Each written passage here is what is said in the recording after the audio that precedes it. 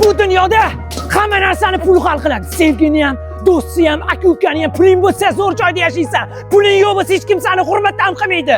Pulga xohlagan narsangni sotib olsang bo'ladi. Baxt bu pulda. Adashyapsan. Haqiqiy baxt pulda emas.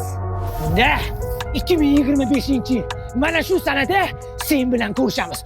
Bor boyligimizni bir-birimizga ko'rsatamiz. Shunda ko'ramiz kim baxtliroq, kim boyroq ekan. Kelishdik.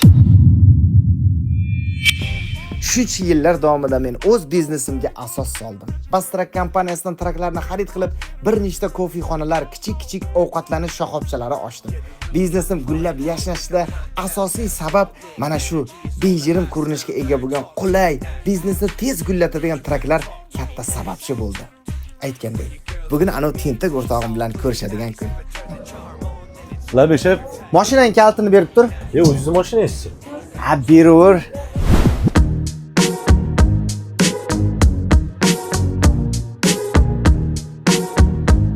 Voy mashinasini.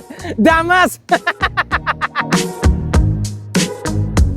Damasda keldingmi?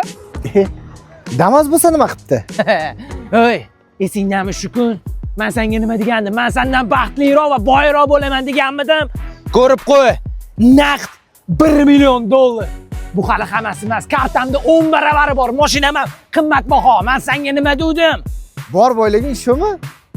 Unda men sendan boyroq ekanman. Nima? Qani ko'raylikchi.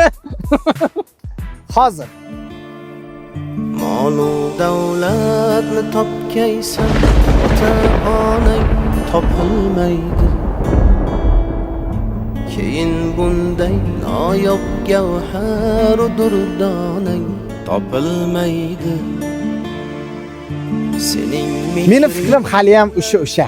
Haqiqiy boylik pul yoki qimmatbaho mashinada emas, balkim ota-onangning borligi va farzandlaringning sog'ligidadir. Menga o'xshab haqiqiy boylik pulda emas, oilaning borligi va xotirjamligida deb hisoblaydigan insonlar juda ham ko'p. To'g'rimi? molu davlatni topkaysan, ota-onang topilmaydi.